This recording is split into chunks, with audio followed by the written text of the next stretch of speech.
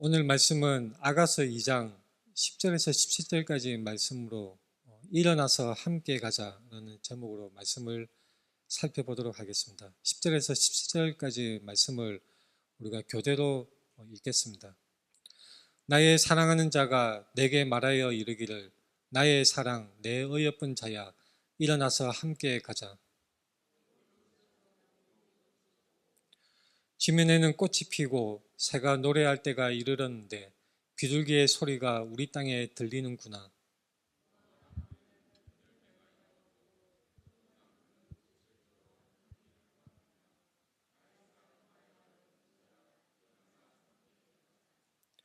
바위 틈 낭떠러지 은밀한 곳에 있는 나의 비둘기야, 내가 내 얼굴을 보게 하라. 내 소리를 듣게 하라. 내 소리는 부드럽고 내 얼굴은 아름답구나.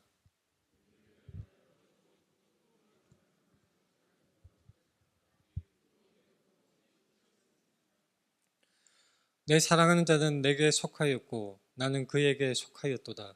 그가 백합화 가운데에서 양떼를 먹이는구나. 같이 읽겠습니다. 내 사랑하는 자야, 날이 저물고 그림자가 사라지기 전에 돌아와서 베데르 산의 노루와 어린 사슴 같을지라. 아멘. 우리 앞뒤 좌우 돌아보면서 함께 인사하겠습니다. 사랑합니다. 축복합니다. 사랑합니다. 축복합니다.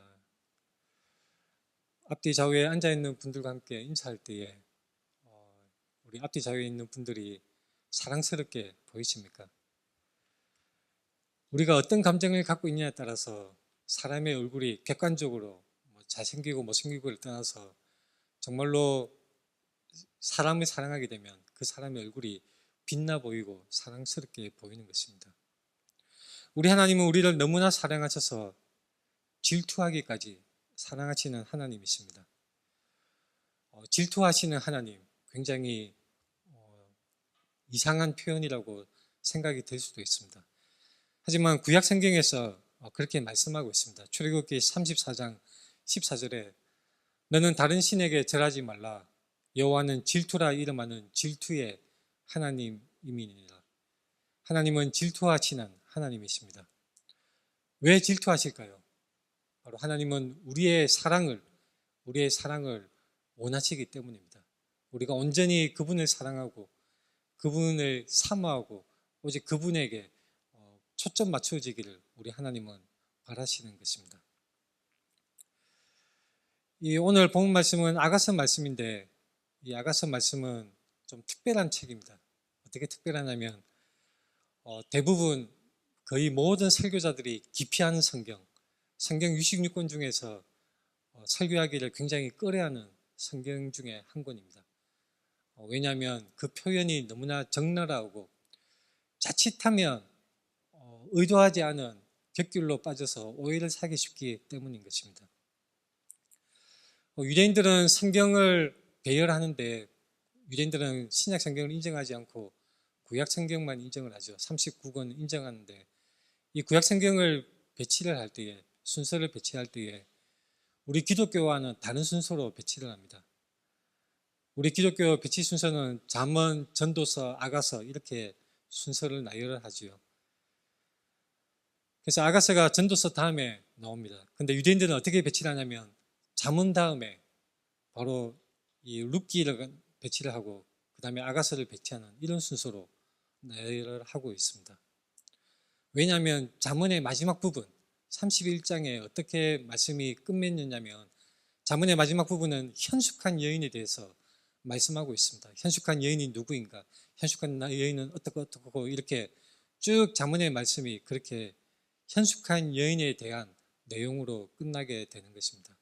그 뒤를 이어서 유대인의 성경 순서로는 바로 룻기와 이 아가서가 배치가 되어서 잠언에서 말씀하는 현숙한 여인이 실제로 어떤 모습, 어떤 여인인가를 말씀하고 있는 그런 의도로 배열이 되었다고 볼 수가 있습니다. 현숙한 여인이 어떠한 사람인가를 룻기와 아가서를 통해서 보여주는 것입니다. 현숙한 여인, 사랑스러운 여인, 그 여인에 대한 내용이 중요하게 성경에서 다루어지는 것입니다. 자, 여기서 우리가 오해를 하면 안 됩니다. 왜 현숙한 여인에 대해서 말씀이 강조를 하고 있을까?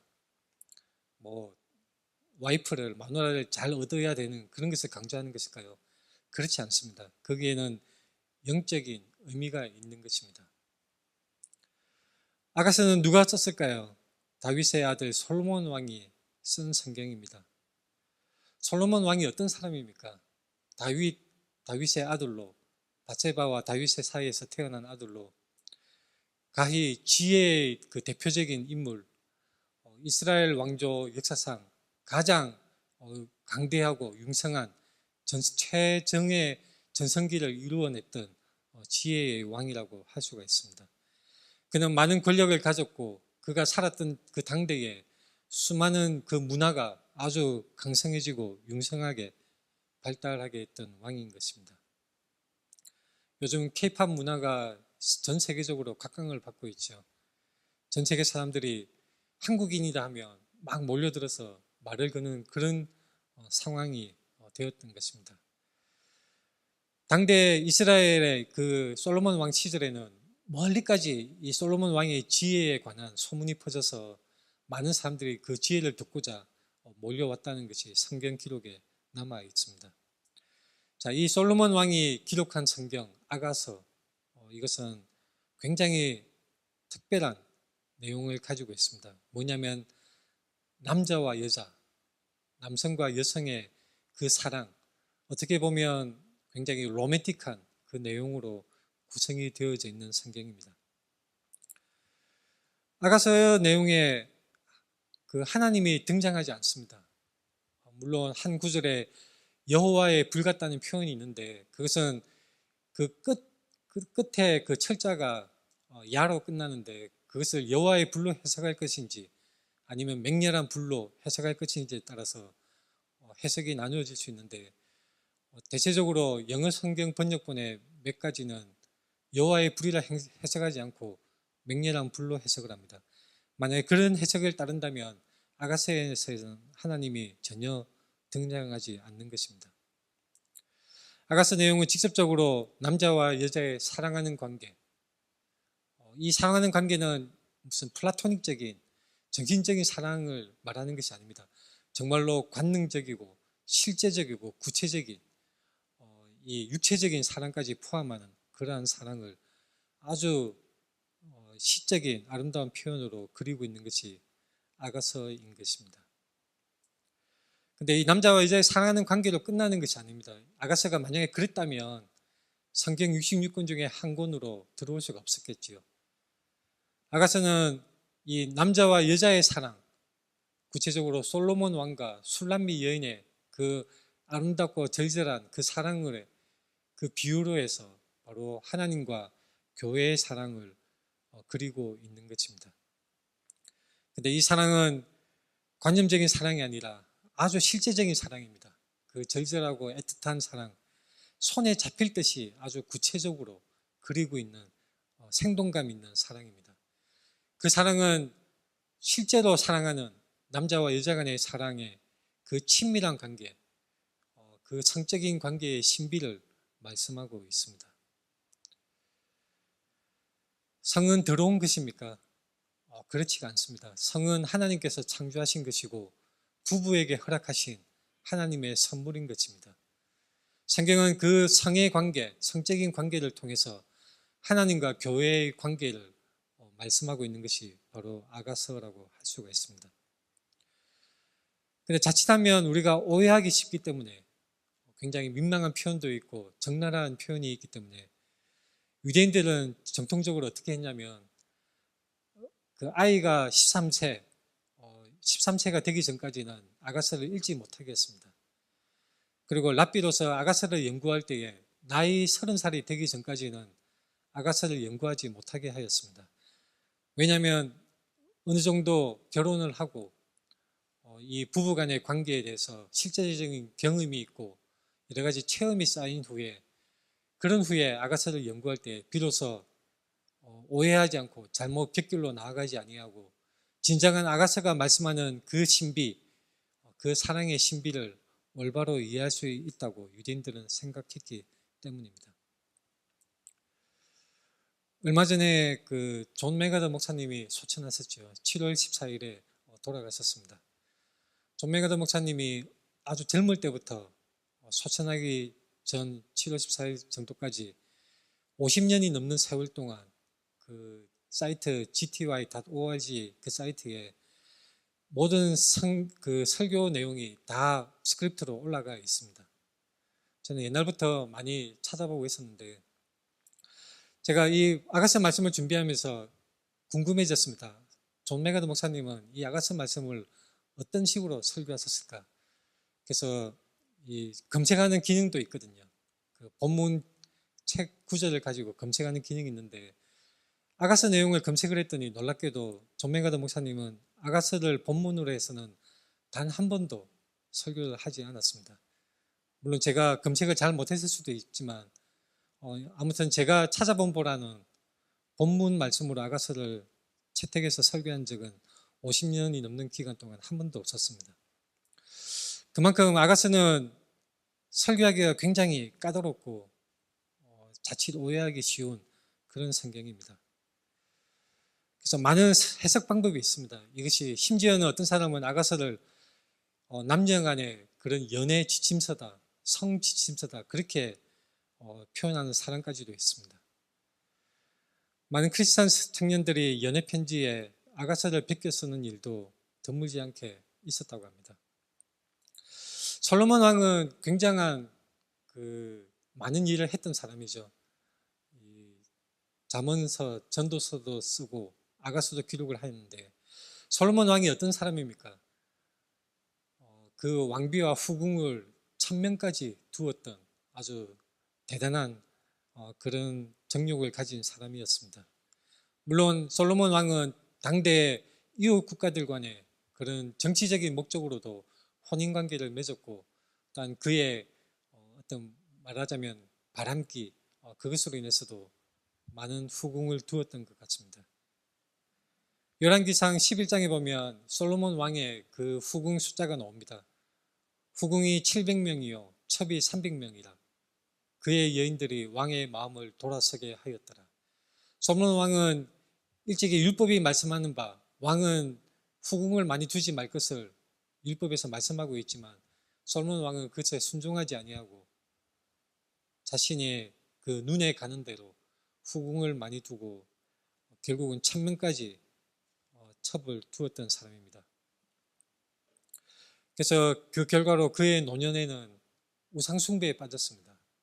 그 많은 후궁과 첩들이 가지고 온 이방신들에 미혹되어서 솔로몬 왕은 결국은 이스라엘 백성들로 하여금 그 이방 종교에 빠지게 하는 이스라엘 민족을 타락하게 하는 그런 큰 잘못을 저지른 사람인 것입니다. 그때 우리는 의문이 생길 수 있습니다. 이 아가서 내용을 보면 정말 술람비 여인에 대한 절절한 사랑이 표현되어 있거든요. 그 애틋한 그 절절한 사랑.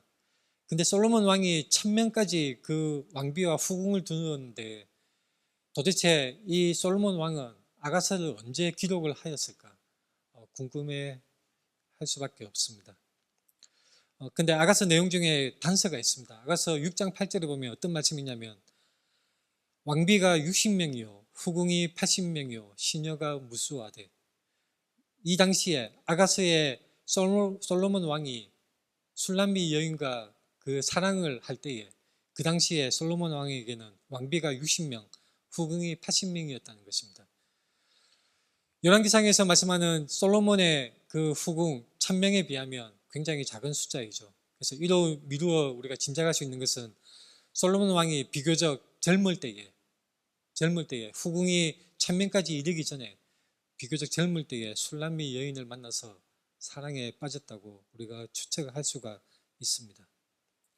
솔로몬 왕에게 있어서 진정한 사랑은 오직 한 사람, 이 술람미 여인이었습니다. 근데 이 술람미 여인은 어떤 사람이었을까요? 외국의 어떤 그 왕의 딸로 공주로 그래서 막강한 권력을 탐내어서 솔로몬 왕의 사랑을 했을까요? 그렇지 않습니다. 술람미 여인이 귀족의 아주 높은 집안의 훌륭한 집안의 딸이었을까요? 전혀 그렇지 않습니다. 고귀한 집안 출신도 아니고 외국의 공주도 아니었습니다. 귀족의 딸도 아니었고 재산이 많은 떵떵거리고 사는 집의 딸도 아니었습니다. 술람 여인은 어떤 사람이었냐면 지극히 평범하고도 평범한 포도원에서 포도원 일을 하는 육체적인 노동을 하는 그런 일꾼에 불과한 여인이었습니다. 솔로몬 왕이 어떻게 이 여인을 만났을까요? 아마도 포도원에 돌아다니면서 시찰을 하다가 만났을 수도 있습니다. 우연히 만났을 수도 있습니다. 솔로몬 왕은 이 술람 여인을 만났을 때에 단박에 사랑에 빠졌던 것입니다. 그래서 아가서 6장 9절에 이런 말씀이 있습니다. 내 비둘기 내 완전한 자는 하나뿐이로구나. 그는 그의 어머니의 외딸이요 그 낳은 자가 귀중하게 여기는 자로구나. 여자들이 그를 보고 복된 자라 하고 왕비와 후궁들도 그를 칭찬하는구나. 솔로몬 왕은 자신의 이 술람미 여인, 사랑하는 술람미 여인에 대해서 내 비둘기, 내 완전한 자라고 그렇게 부르는 것입니다. 근데 술람미 여인은 도대체 어떤 사람일까요? 술람미가 어떤 말일까요? 솔로몬 이름은 그 어원이 샬롬에서 나왔습니다. 평화라는 뜻이죠. 샬롬. 거기서 솔로몬 이름이 나온 것입니다. 근데 이 솔로몬 이름 말고 이 샬롬 평화의 말을 여성용으로 바꾸었을 때 술람미 단어가 되는 것입니다. 말하자면 평화의 여자라는 뜻이 될 수가 있습니다. 필연적으로 우리는 평화의 여자라고 했을 때 술람미 그 이름 자체에서 우리는 무엇을 떠올릴 수 있냐면 바로 샬롬에서 파생한 단어 예루살렘. 예루살렘은 평화의 도시라는 뜻을 가지고 있습니다. 예루살렘은 하나님이 임재하시는 하나님의 백성을 뜻하는 것입니다. 구체적으로 그 지역에 있었던 그 도성, 성읍, 예루살렘 성을 뜻하기도 하지만 예루살렘이라고 했을 때 하나님의 임재하시고 하나님이 사랑하시는 하나님의 백성을 가리키는 그런 표현으로 사용되기도 합니다. 그래서 아가스의 술람미 여인은 바로 하나님과 사랑의 관계에 있는 교회를 뜻할 수가 있는 것입니다. 그 이름의 어원을 따져서 그렇게 해석이 가능합니다. 하나님과 사랑의 관계에 있는 교회. 성경은 교회를 하나님의 신부로 표현하는 부분이 곳곳에 등장합니다.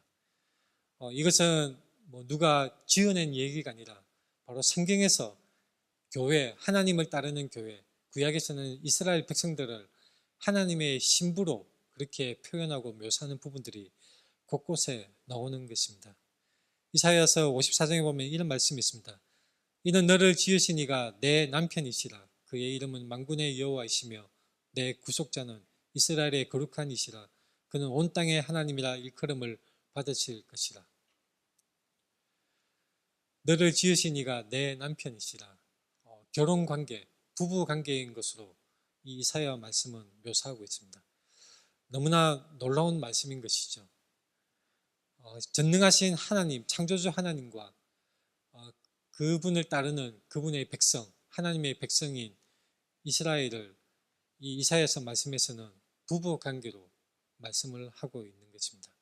이뿐만이 아닙니다. 예레미야서 말씀에서도 이렇게 말씀합니다. 가서 예루살렘의 귀에 외칠지니라. 여호와께서 이와 같이 말씀하시기를 내가 너를 위하여 내 청년 때의 인애와 내 신혼 때의 사랑을 기억하노니. 바로 이 성경에서 하나님을 따르는 하나님의 백성과 하나님을 그 부부 관계로 묘사를 하고 있습니다. 술람미 여인이라고 할 때 바로 이것은 예루살렘과 밀접하게 관계가 있는 같은 어원을 가진 단어이고 결국 이 술람미 여인이 바로 모든 하나님을 믿는 하나님의 백성들을 상징하는 것으로 우리는 해석할 수가 있는 것입니다. 구약에서만 이렇게 하나님과 결혼 관계로 말씀을 하고 있을까요? 그렇지 않습니다. 신약에서 더 직접적으로 말씀하고 있습니다. 에베소서 5장에서 그러므로 사람이 부모를 떠나 그의 아내와 합하여 그 둘이 한 육체가 될지니 이 비밀이 크도다. 나는 그리스도와 교회에 대하여 말하노라. 바로 그리스도와 교회의 관계를 이 혼인관계, 결혼관계에 비유해서 말씀을 직접적으로 하고 있는 것입니다. 고린도후서에서도 이렇게 말씀합니다. 내가 하나님의 열심으로 너희를 위하여 열심을 내노니 내가 너희를 정결한 처녀로 한 남편인 그리스도께 드리려고 중매함이로다. 바로 그리스도와 교회, 이 관계는 결혼관계, 혼인관계에 비유되어서 성경 곳곳에서 말씀하고 있는 것입니다. 하나님을 믿는 백성들, 하나님의 사람들, 바로 교회는 하나님의 신부, 구체적으로 어린 양의 신부, 예수 그리스도의 신부로 말씀되어지고 있습니다. 계시록 21장에 그렇게 말씀하고 있습니다.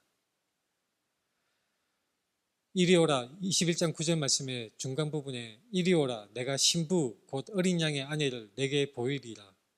자, 그리고는 거룩한 성 예루살렘이 나타나는 것을 볼 수가 있습니다. 아가스의 술람미 여인, 이것은 실제로 솔로몬 왕의 사랑을 받은 여인이었습니다. 그래서 아가스의 내용은 구구절절하게 연애 시의 형태를 가지고 있습니다.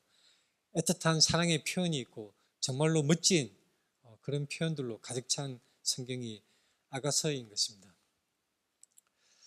제가 잠시 개인적인 얘기를 하자면 25년 전 2000년에 제가 이제 그 할미 엄마와 결혼하기로 하고 이제 결혼 준비를 할 때에 그 양미철 목사님이 이제 저를 보기를 원하셨습니다. 그래서 결혼하기 전에 제가 그 교회, 그때 교문동에 희망찬 교회가 있었는데 와서 목사님을 이제 처음 뵙게 되었습니다.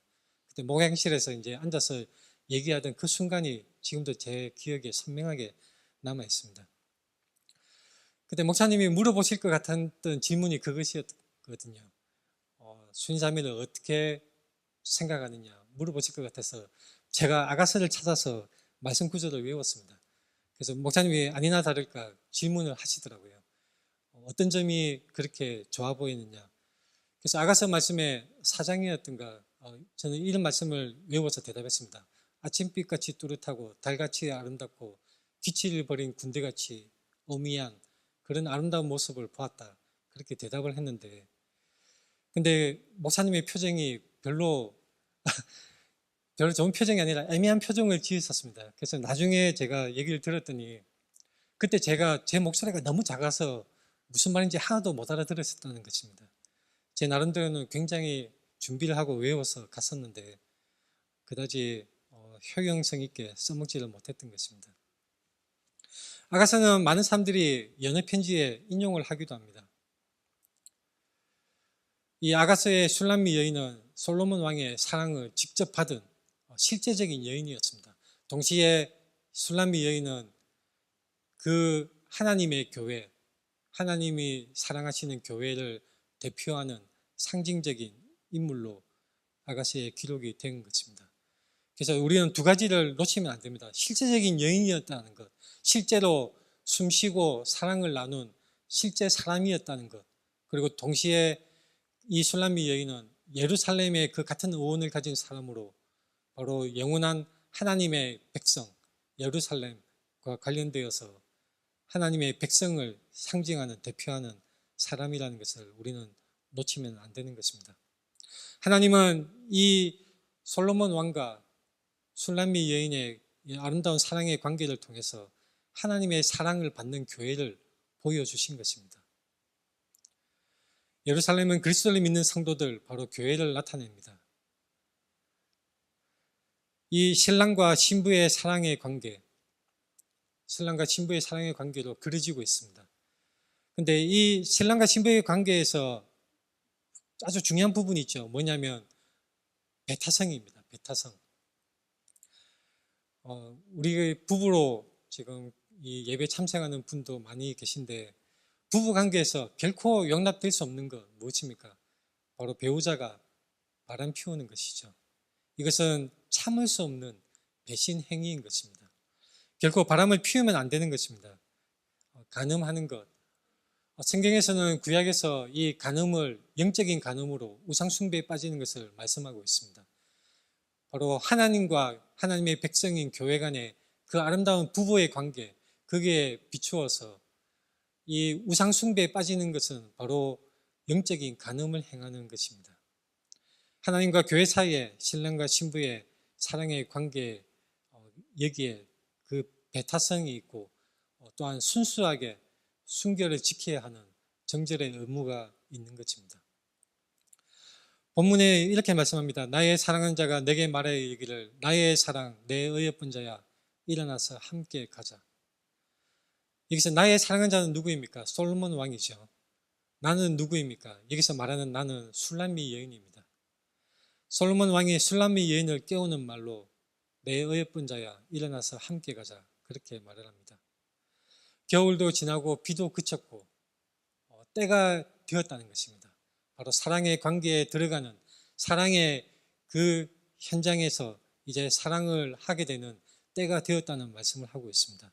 적절한 때가 되었던 것입니다. 사랑은 때를 만나야 합니다. 이것은 우리에게 이것을 생각합니다. 우리 주님은 우리를 기다리시는 분, 적절한 때에 하나님은 우리에게 말씀하시고 그분의 은혜를 베푸셔서 자신의 말씀을 우리에게 들려주시고 우리의 마음에 그 말씀이 심겨지게 하십니다. 그때가 언제입니까? 바로 봄입니다. 이 본문 말씀에서 봄에 이때에 하나님의 그 말씀하는 이 하나님의 말씀 아가서에서 솔로몬 왕이 봄이 왔다고 그렇게 말을 하는데 바로 우리에게 있어서 인생의 봄은 하나님을 만나는 때입니다. 하나님이 준비하시고 하나님이 기다리셔서 하나님이 정하신 때에 우리 인생의 때에 우리는 하나님을 만나게 되는 것입니다. 솔로몬 왕은 깨울 때가 왔다는 것을 결정을 합니다. 솔로몬 왕이 결정한 것이죠. 술람미 여인이 결정하는 것이 아닙니다. 이제 술람미 여인을 솔로몬 왕이 깨우는 것입니다. 지면에는 꽃이 피고 새가 노래할 때가 이르렀는데 비둘기의 소리가 우리 땅에 들리는구나. 무화과 나무에는 푸른 열매가 익었고 포도나무는 꽃을 피워 향기를 토하는구나. 나의 사랑 나의 어여쁜 자야 일어나서 함께 가자. 땅에 꽃이 피고 새의 노래소리가 들리는 봄이 온 것입니다. 절절한 사랑에 빠지게 되면 세상이 아름답게 보입니다. 세상 모든 것이 사랑스러워 보이고 햇살도 유난히 밝게 아름답게 빛나는 것처럼 느껴지고 비가 오더라도 그 빗방울마저 사랑스럽게 보이는 것이 바로 사랑에 빠진 사람의 눈에 보이는 세상입니다. 지면에 꽃이 피고 새가 노래할 때가 이르는데 비둘기의 소리가 우리 땅에 들리는구나. 무화과 나무에는 푸른 열매가 익었고 포도나무는 꽃을 피워 향기를 토하는구나. 너무나 아름다운 이 사랑스러운 세상을 묘사를 하고 있습니다. 사랑에 빠지게 되면 모든 곳에서 그 사랑하는 사람을 떠올리게 마련입니다. 꽃향기를 맡아도 사랑하는 사람이 생각이 날 것 같고 무화과 나무를 보더라도 포도나무의 향기를 맡더라도 사랑하는 사람이 생각나는 그런 것을 노래하고 있습니다. 바로 사랑에 빠지면 모든 것이 그 사랑을 표현하는 세상으로 보이는 것입니다. 모든 것이 사랑스러워 보입니다. 우리가 믿음의 그 사랑의 느낌, 하나님을 사랑하는 그 마음이 충만할 때에 사람이 사랑스러워지는 것을 우리는 체험할 수 있습니다. 평소에는 무관심하고 미워 보였던 사람들이 우리 주변의 사람들이 평상시에는 원수같이 보이던 남편이 평상시에는 그렇게 미워 보이던 자신의 아내가 자신의 마음속에 하나님을 향한 사랑이 뜨겁게 충만할 때에 모든 것이 사랑스러워 보이고 그를 위해서 무언가 해주고 싶고 가장 귀한 선물 전도의 말씀을 전하고 싶은 그런 사랑의 마음이 일어나는 것입니다. 솔로몬 왕은 술람미 여인이 돼서 사랑이 절절 넘쳤습니다. 솔로몬 왕은 술람미 여인을 초대합니다. 일어나서 함께 가자. 나의 사랑 나의 여인아 나와 함께 가자. 우리 인생의 봄에 우리 하나님이 정하신 때에 하나님이 우리에게 오십니다. 하나님이 아시고 결정하신 때입니다. 모든 것을 창조하신 창조주 우리 하나님이 정하신 때에 하나님이 원하시는 때에 우리를 찾아오십니다. 우리 하나님이 우리를 부르시는 것입니다. 하나님은 모든 것을 통치하시고 섭리하시는 분입니다. 자연의 봄, 여름, 가을, 겨울 사계절을 창조하신 하나님께서 다스리시는데 그 창조주의 능력과 지혜는 끝이 없습니다. 그 하나님이 우리 인생에 찾아오시는 것입니다. 물고기를 잡을 때에, 그물을 손질하고 있을 때에 이름을 부르면서 너는 나를 따르라, 예수님이 제자를 부르셨습니다. 우리가 직장에서 생활할 때에, 가정에서 생활할 때에, 우리의 인생을 살아갈 때에 어느덧 하나님께서 우리에게 찾아오셔서 우리에게 말씀을 들려주시고 우리를 불러주시는 것입니다. 가장 적절한 때에 우리 인생의 봄을 하나님이 결정하시고 불러주시는 것입니다. 바위 틈 낭떠러지의 은밀한 곳에 있는 나의 비둘기야, 내가 내 얼굴을 보게 하라, 내 소리를 듣게 하라. 내 소리는 부드럽고 내 얼굴은 아름답구나. 바위 틈 낭떠러지 은밀한 곳, 이곳에서 낭떠러지 거기에 무슨 자의를 매달고 술람미 여인이 아슬아슬하게 거기서 살았을까요? 그것이 아닙니다. 이것은 비유적인 표현이죠. 술람미 여인은 다른 곳에서 살았을 것입니다. 여기서 말씀하는 바위 틈 낭떠러지 은밀한 곳에 있는 나의 비둘기라는 것은 비둘기가 그 낭떠러지의 바위 틈에 살았다는 것을 비유적으로 술람미 여인에 빗대어서 말씀하고 있는 것이죠. 낭떠러지의 은밀한 곳은 무엇을 말씀하는 것일까요? 바로 안전하고 그 무엇보다 타인이 알지 못하는 은밀한 곳을 강조를 하는 말씀입니다. 타인의 출입이 봉쇄된 장소, 바로 솔로몬 왕만이 찾을 수 있는 그 장소, 솔로몬 왕만이 그 여인을 부를 수 있는 그 장소를 묘사를 하고 있습니다. 우리 하나님은 우리를 부르실 때에 결코 다른 것으로는 우리의 마음이 동하지 않는데 그분의 말씀, 진리의 말씀, 우리 마음의 진정으로 흡족한 말씀, 우리 마음의 구멍을 메꾸어주는 만족할 만한 말씀, 그 말씀으로 우리 하나님은 채워주시는 하나님이십니다. 근데 우리가 아가서의 말씀을 읽을 때에 중요한 것을 놓치면 안 됩니다. 술람미 여인이 정말로 수많은 그 후궁을 가졌던 솔로몬 왕의 마음을 사로잡을 만큼 실제적으로 미인이었을까요? 그렇지 않습니다. 아가서 1장 6절에 보면 내가 햇볕에 쬐어서 거무스름 할지라도 흘겨보지 말 것은 내 어머니 아들들이 나에게 놓아여 포도원 지기로 삼았습니다. 술람미 여인은 그 땡볕에서 육체적인 노동, 포도원을 가꾸는 그 육체적인 노동을 하면서 얼굴은 까맣게 탄 사람입니다. 절대적인 미인이 아니라 그저 평범한 외모를 가졌음을 우리가 알 수가 있습니다. 근데 솔로몬 왕은 왜 술람미 여인을 그렇게 찬미하고 노래하고 사랑해 줄까요?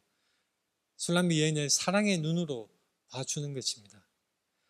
아가서 4장 7절에 나의 사랑 너는 어여쁘고 아무 흠이 없구나. 사랑의 눈으로 봐주는 것입니다. 우리 하나님은 우리를 사랑하여 주시는데 우리는 하나님의 사랑을 받을 자격이 없습니다. 우리에게는 아무런 순결함이나 의로움이 없습니다. 우리 행위에 깨끗함이 없는 것입니다. 우리의 옷은 너들너들하고 볼품없고 더러운 옷입니다. 우리 몸에는 악취가 풍겨 나오고 있습니다. 죄로 더럽혀진 죄와 허물로 더러워진 사람인 것입니다. 그러나 하나님이 사랑의 눈으로 우리를 보시고 그 까맣게 탄 술람미 여인을 어여쁘다 완전하다라고 칭찬한 솔로몬 왕처럼 우리 하나님은 우리를 보시고 우리를 기뻐하시고 우리에게 은혜를 베푸시는 것입니다. 하나님이 우리에게 말씀하시는 것입니다. 나의 자랑 너는 어여쁘고 아무 흠이 없구나. 하나님이 우리에게 말씀하십니다. 우리가 드리는 찬양은 완벽하지 않습니다. 박자가 틀리고 음정도 맞지 않고 전문 가수 목소리처럼 목소리가 아름다운 것도 아닙니다. 우리의 외모가 아이돌 가수처럼 예쁘장하지 않습니다. 우리는 서툴게 찬양을 합니다. 박자도 엉터리고 음정도 엉터리고 아주 엉성하게 그렇게 찬양을 합니다. 그러나 우리를 사랑하시는 우리 하나님은 우리에게 말씀하시는 것입니다. 내 소리는 부드럽고 내 얼굴은 아름답구나. 그렇게 말씀하시며 우리를 보시면서 감탄하시는 분이 우리 하나님이신 것입니다. 우리의 기도는 완벽하지 않습니다. 우리의 기도는 엉성하고 마땅히 구해야 할 바를 알지 못하고 마땅히 빌 바를 빌지 못하더라도 우리 하나님은 우리의 기도를 들어주시는 분이십니다. 우리의 기도를 들으시면서 말씀하십니다. 내 소리는 부드럽고 내 얼굴은 아름답구나. 내가 내 얼굴을 보게 하라. 내 소리를 듣게 하라. 우리 하나님이 우리에게 말씀하시는 것입니다. 바로 솔로몬 왕의 이 표현을 통해서 오늘 이 아가서의 말씀을 통해서 우리를 기뻐하시는 하나님의 심정을 우리에게 말씀하시고 있는 것입니다. 근데 솔로몬 왕과 술람미 여인의 사랑을 방해하는 존재가 있습니다. 여우, 곧 포도원을 허는 작은 여우가 있습니다. 이 여우는 포도원을 그 땅을 파내어서 나무를 훼손하고 해치는 그런 행위를 합니다. 성경에 여우라고 표현되는 부정적인 경우가 두 가지가 있는데, 하나는 에스겔서 13장에 나오는 말씀입니다. 주 여호와의 말씀에 본 것이 없이 자기 심령을 따라 예언하는 어리석은 선지자에게 화가 있을진저 이스라엘아 너희 선지자들은 황무지에 있는 여우 같으니라. 바로 거짓 선지자, 하나님과 하나님의 백성 사이를 회방하는 거짓 선지자, 하나님의 말씀을 왜곡하는 이 거짓 선지자를 황무지의 여우라고 에스겔 말씀은 표현하고 있습니다. 거짓 선지자는 하나님과 하나님의 백성 사이를 갈라놓는 회방꾼입니다. 그 사랑의 관계를 회방하고 이 사이를 벌어지게 하는 그런 악한 존재인 것입니다. 신약 성경에서도 이 여우 표현이 나옵니다. 바로 헤롯 왕이 예수님을 죽이려고 했을 때 어떤 바리새인들이 예수님에게 귀뜸을 해줍니다. 여기를 피하십시오. 헤롯이 예수님을 죽이려고 합니다. 그때 예수님이 어떻게 대답을 했냐면, 너희는 가서 저 여우에게 이르되 오늘과 내일은 내가 귀신을 쫓아내며 병을 고치다가 제3일에는 완전하여지리라. 바로 헤롯 왕에 대해서 여우라고 그렇게 표현을 하셨습니다. 이 여우는 어떤 존재입니까? 하나님과 하나님의 백성 간에 사랑하는 관계를 해치는 존재. 굳이 구체적으로 말하자면 마귀 사탄이 될 수도 있겠죠. 그러나 저는 그것만에 머물면 안 된다고 생각합니다. 이 여우는 어떤 존재냐? 바로 여러분에게 있는 게으름일 수도 있습니다. 여러분 속에 있는 나태함일 수도 있습니다. 말씀에 열심을 내지 않는 여러분의 영적인 나태함이 바로 이 여우가 될 수가 있는 것입니다. 말씀을 말씀대로 받아들이지 아니하는 거부하는 마음이 바로 이 여우가 될 수가 있습니다. 이 여우를 잡아야 합니다. 결박해야 하는 것입니다. 하나님과의 사랑을 방해하는 그 어떤 것들도, 우리의 삶의 어떠한 삶의 요소들도 우리는 날뛰게 해서는 안 됩니다. 하나님과의 사랑에 방해가 되는 이 작은 여유를 활개치도록 버려두면 안 되는 것입니다. 본문에 내 사랑하는 자는 내게 속하였고 나는 그에게 속하였도다. 그가 백합화 가운데서 양떼를 먹이는구나. 내 사랑하는 자는 내게 속하였고 나는 그에게 속하였다. 이것은 굉장히 중요한 표현입니다. 이것은 사랑의 관계의 친밀함의 극치인 표현입니다. 이것은 아주 중요한 말씀입니다. 사랑의 관계가 어떤 상태냐?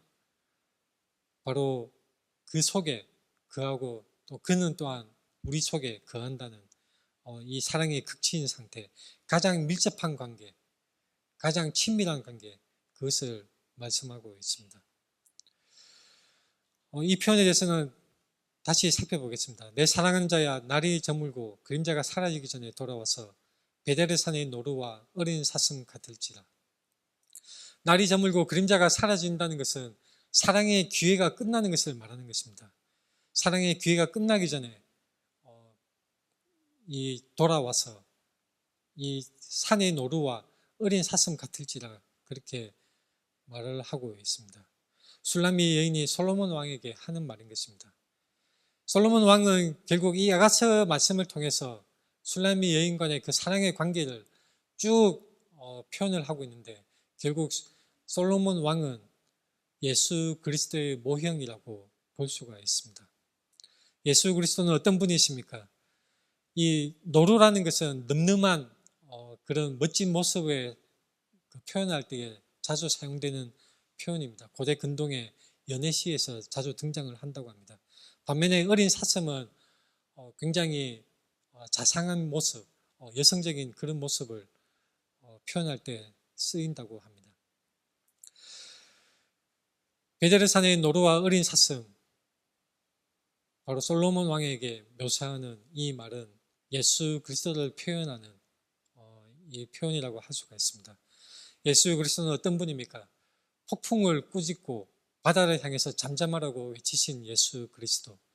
상전에서 장사하는 장사꾼의 테이블을 둘러엎고 노끈으로 채찍을 만들어서 장사꾼들을 내쫓으시는 아주 열정적인 그런 모습의 예수 그리스도. 반면에 가늠한 여인이 현장에서 잡혀왔을 때에 사람들에게, 그 성난 군중들에게 너희 중에 죄 없는 자가 먼저 돌을 집어서 여인을 치라라고 말씀하셔서 그 가늠한 여인을 구해주신 예수 그리스도, 그 자상하신 예수 그리스도가 있습니다. 늠름하면서도 다정하신 예수 그리스도입니다. 베드로가 닭 울기 전에 3번 부인할 것을 말씀하셨을 때 그 베드로가 장담을 했었는데 나중에 부인하고 말았죠. 근데 나중에 디베라 바닷가에서 부활하신 예수님이 다시 찾아오셨습니다. 예수님은 3번을 거듭해서 의도적으로 너는 나를 사랑하느냐, 사랑의 고백을 받으시고 내 양을 먹이라고 말씀을 하십니다.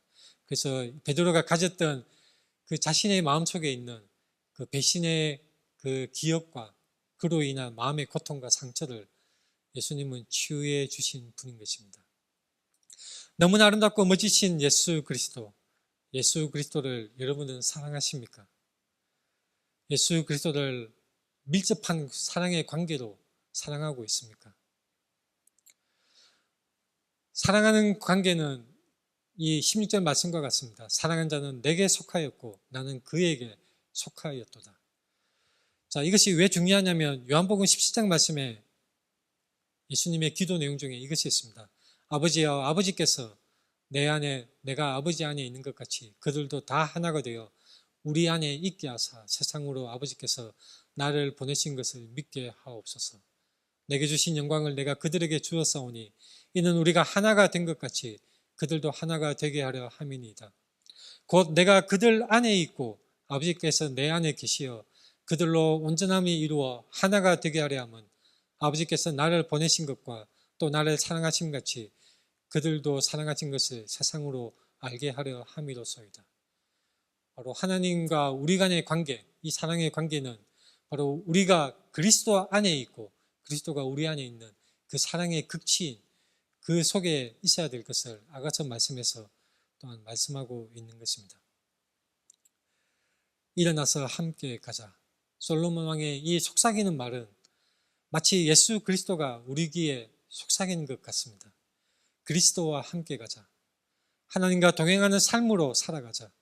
에녹과 같이 하나님과 동행하는 삶, 하나님과 교제하는 삶으로 살아가자는 말씀입니다.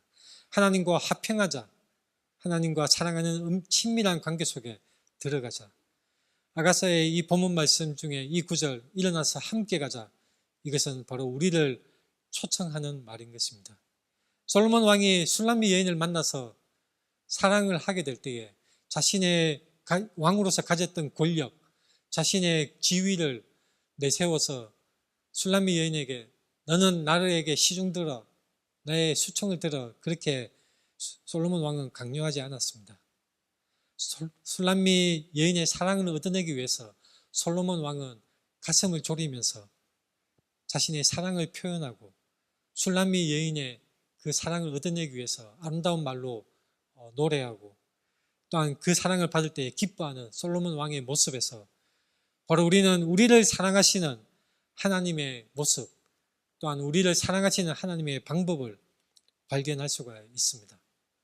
하나님은 결코 우리에게 강압적으로 우리를 윽박질러서 그렇게 사랑하라고 강요하시는 분이 아닙니다. 요한계시록 3장 20절에 볼지어다 내가 문 밖에서 서서 두드리느니 누구든지 내 음성을 듣고 문을 열면 내가 그에게로 들어가 그로 더불어 먹고 그는 나와 더불어 먹으리라. 하나님은 우리의 문을, 마음의 문을 두드리고 계시는 것입니다. 우리가 문을 열기를 기다리시는 우리 하나님이십니다. 하나님은 우리를 사랑하십니다. 예수 그리스도가 우리 마음의 문을 두드리고 있습니다. 예수 그리스도가 여러분들의 사랑의 관계로 초대하시는 것입니다. 술람미 여인은 그 사랑을 받고 솔로몬 왕의 그 절절한 사랑을 받고 술람미 여인도 사랑으로 화답을 합니다. 근데 세밀하게 읽어볼 때에 우리는 무엇을 찾을 수 있냐면 술람미 여인의 주체적인 사랑의 그 결정을 볼 수가 있습니다. 주체적인 모습을 보이는 것입니다. 고대시대에 기록된 이 아가서 말씀이 이러한 남녀간의 사랑에서 대등하게 표현되는 사랑의 관계를 묘사하는 것은 굉장히 드뭅니다. 아가서 성경이 대등한 사랑의 관계로 술람미 여인과 솔로몬 왕에 대해서 그렇게 묘사하는 것은 너무나 놀라운 것입니다. 예수 그리스도의 부르심에 응답하십시오. 그분의 사랑의 관계 속에 들어가십시오. 하나님은 우리에게 말씀하시는 것입니다. 일어나서 함께 가자. 우리 안에 그리스도께서 사시고 우리가 그리스도 안에 사는 것. 아가서 본문 말씀의 표현대로 내 사랑하는 자는 내게 속하였고 나는 그에게 속하였도다. 이 아름다운 사랑의 관계 속에 들어가기 위해서 구체적으로 어떻게 해야 하겠습니까? 결론적으로 갈라디아서 2장 20절 말씀으로 말씀을 마치겠습니다. 내가 그리스도와 함께 십자가에 못 박혔나니 그런즉 이제는 내가 사는 것이 아니요 오직 내 안에 그리스도께서 사시는 것이라. 이제 내가 육체 가운데 사는 것은 나를 사랑하사 나를 위하여 자기 자신을 버리신 하나님의 아들을 믿는 믿음 안에서 사는 것이라. 바로 하나님의 아들을 믿는 믿음 안에서 사는 것이 바로 하나님과 사랑을 관계를 맺는 방법인 것입니다. 같이 기도하겠습니다.